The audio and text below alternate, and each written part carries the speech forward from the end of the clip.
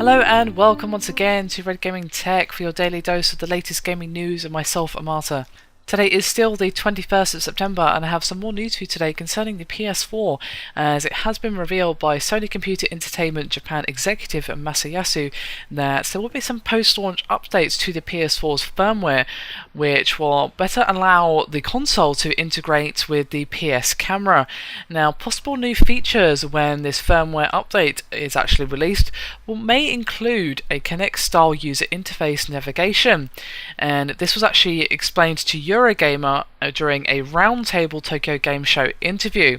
and he said, quote, "but it could go deeper." Now, they did also reveal yesterday during a Tokyo Game Show keynotes that you'll be able to use the PS camera's face scanning technology to log into your PSN profile, which is of course quite similar to the Xbox One's Kinect sensor, and you will also be able to launch applications and games using your voice, and of course that is very similar to Kinect and of course the much renowned Siri. Now, of course, the PS camera is a completely optional device, so this is just some extra functionality for those of you who are deciding to pick up the PS camera alongside the console at launch or whenever you happen to pick it up. So we may see some Kinect style features of the PS4. Now, of course, these are completely optional, but it's an interesting possibility of what the PS camera could actually add to the PS4 and all that good stuff.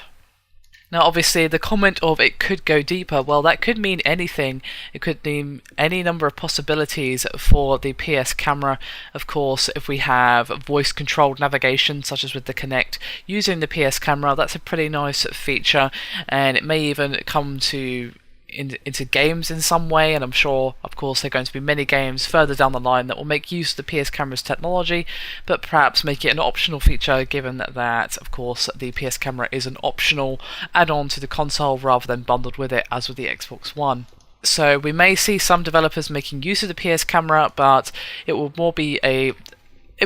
more difficult than the Xbox One, because of course, unless you want to make it a PS camera only game, you have to account for the fact that someone may not actually have the camera and may not be able to make use of those extra features that you've added with that extra technology and compatibility. Now, I imagine this would add quite a lot of ease of use for Netflix users and things like that, and of course just browsing PSN or the PS Store or anything like that, perhaps even just chatting with your friends while you're waiting for a game to install, that sort of thing, that I would see having more everyday use at the beginning of the launch cycle. Now, obviously, as the developers get used to the PS4, its technology, and how they actually can code for it, how to get the best performance out of it, and so forth, we will see more games making use of the extra technology of the PS camera, and we may see this integrated further, not just in games, but into the console itself as time goes on. There's only possibilities when it comes to this, and of course those same possibilities apply to the Xbox One.